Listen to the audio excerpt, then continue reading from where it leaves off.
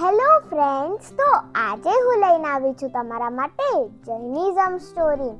હવે તમને આપણા પાંચમા શ્રી સુમતીનાથ ભગવાનનું નામ કેવી રીતે પડ્યું એની સ્ટોરી જાણવી છે ને? તો હવે ધ્યાનથી સાંભળો. અસંખ્ય વર્ષો પહેલાની વાત હતી.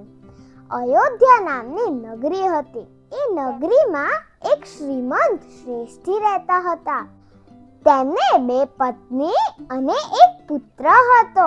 હવે એ શ્રેષ્ઠી પાસે ખૂબ જ ધન હતું. તેમ છતાં બહુ બધા પૈસા કમાવા શેઠ વિદેશ જાય છે. હવે જ્યારે શેઠ પાછા આવતા હોય છે ત્યારે જ તે મૃત્યુ પામે છે.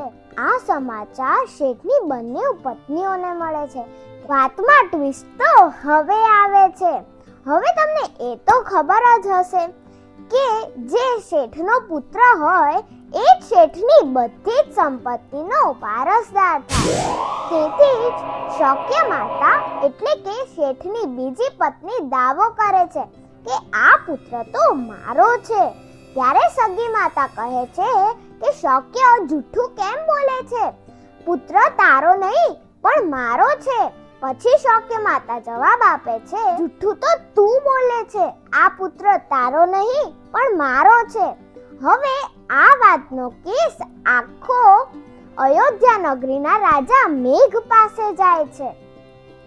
હવે રાજાએ આ કેસ ઉપર બહુ જ વિચાર કર્યો અને વાદ વિવાદમાં જ આખો ટાઈમ પૂરો થઈ જાય છે, પણ કોઈ જ નિર્ણય નથી આવતો અને રાજા સભા બરખાસ્ત કરે છે. તેથી જ રાજા જમવા મોડા આવે. તેથી તેમની રાણી મંગલા રાજાને પૂછે છે કે આજે જમવામાં લેટ કેમ થયું? પછી રાજા એમની રાણી મંગલાને આખો કેસ કહે છે. તો રાણી મંગલા કહે છે કે કાલે હું સભામાં આવી આનો આન્સર આપી દઈશ અને આ સમસ્યાને ઉકેલી દઈશ. હવે બીજો દિવસ ઉગે છે. ફરીથી એ જ કેસ રાજ દરબારમાં આવે છે અને રાણી આવે છે અને કહે છે કે જો હવે આ કેસનો આન્સર અમે તો નથી નક્કી કરી શકતા, પણ મારા પેટમાં જે બાળક છે તે અવધિ જ્ઞાની છે. તો એ જ્યારે જન્મશે ત્યારે આપણા રાજમહેલની સામે જ અશોક વૃક્ષ છે. ત્યાં બેસીને તે કહી દેશે કે તમારા બેમાંથી સાચી માતા કોણ છે?